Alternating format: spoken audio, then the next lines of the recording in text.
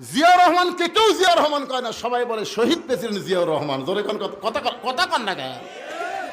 কারণ শেখ মুজিবুর মারছে কখন?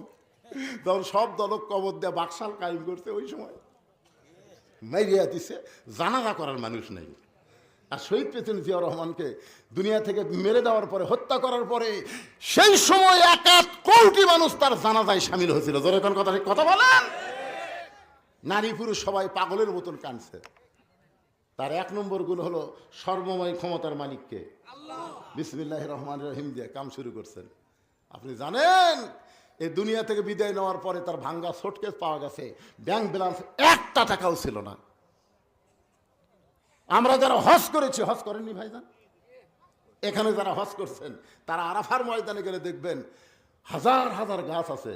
যে মরুভূমির মধ্যে কোনো গাছ বাঁচে না, সেই মরুভূমিতে জিয়াউর রহমান জাহাজে করে নিমের গাছ নিয়ে গিয়ে লাগাইছে।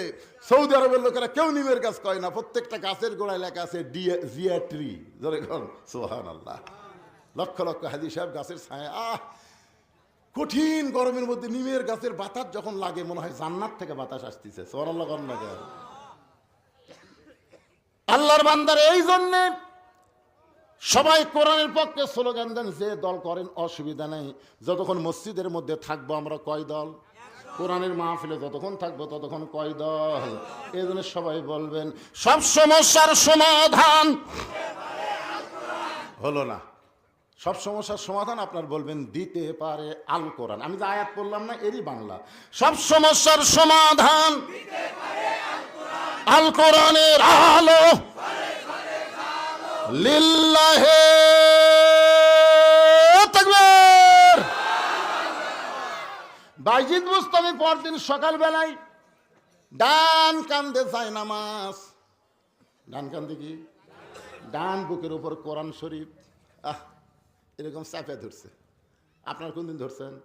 আপনি যদি খুবই অশান্তির থাকেন, খুব অশান্তির মধ্যে আপনি আছেন, আপনার মন ভালো লাগতেছে না, আপনি পবিত্র অবস্থায়, পবিত্র লা ইয়ামাসসুহু ইল্লাল মুতাহহারুন, কোরআন সে স্পর্শ করা যাবে না যতক্ষণ পবিত্র না হবেন। পবিত্র অবস্থায় এই দেখেন আমার দিকে তাকান, খালি কোরআনটা লিয়া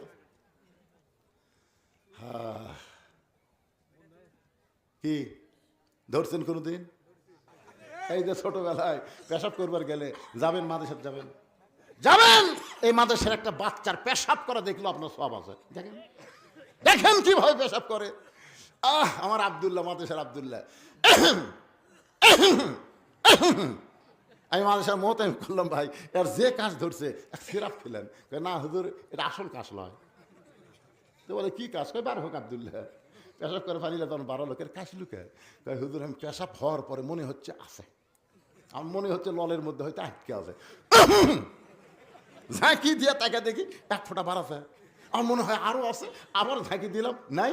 সন্দেহ দূর করার জন্য আর 1 ঝাঁকি মারলাম। হুজুর যখন দেখি নাই, তখন পানি খরচ করে এখন অজু করবার চাই।